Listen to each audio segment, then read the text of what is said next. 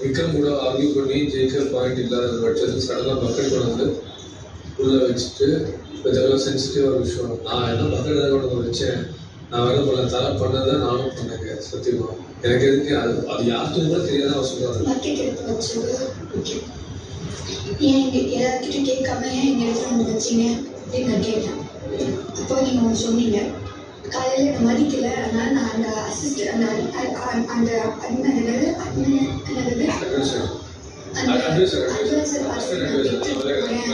நான் சொன்னாரு.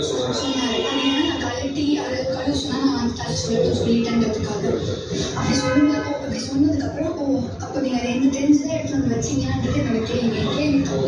என் கேள்வி தப்புக்கு ஒரு ரியாக்ஷன் கொடுக்கும்போது என் ஃபேஸ் பார்த்துட்டு நீங்கள் ஒரு கமெண்ட் வருது. அப்போ அந்த பக்கெட்டில் கையை விட்டு பார்த்தாரா அப்படின்னும் போது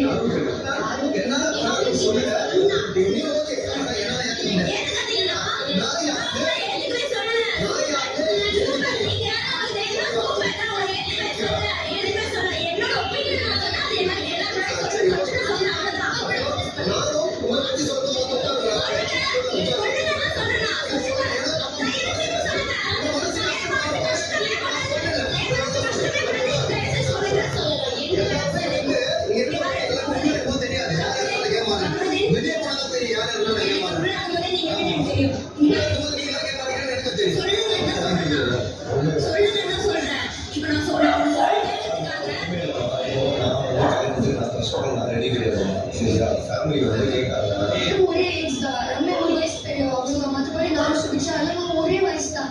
இப்போ அவ்வளோ வயசான சாண்ட்ரா யோசிக்காம சுபிக்ஷா கிட்ட இப்படி பண்ணாங்கன்னு சொன்னாங்க. அதுக்கு நான் சொன்னேன், அப்போ நீங்க சொன்னாங்க அதே வார்த்தை நான் விக்ரம் கிட்ட சொன்னேன். அப்படி சொன்னா நீங்க 25 வயசாகிற ரம்யாவுக்கு உங்க ஏஜ்க்கு ரம்யா ஏஜ்க்கு நீங்க விட்டு கொடுக்கல. அதெல்லாம் நீங்க தான் உங்க வாயில சொன்னீங்க. சுபிக்ஷாவுக்கும் சாண்ட்ராவுக்கும் நடக்கும்போது சொன்ன வார்த்தைய இப்போ நீங்க அதை யோசிக்கலாம். அந்த பொண்ணு அதை ஸ்ட்ரகிள் பண்ணும்போது சின்ன பொண்ணு நீங்க விட்டுருக்கலாமே, ஏன் வீட்டுலன்னு கேட்டேன். அது அவருக்கு அஃபெக்ட் ஆயிடுச்சு.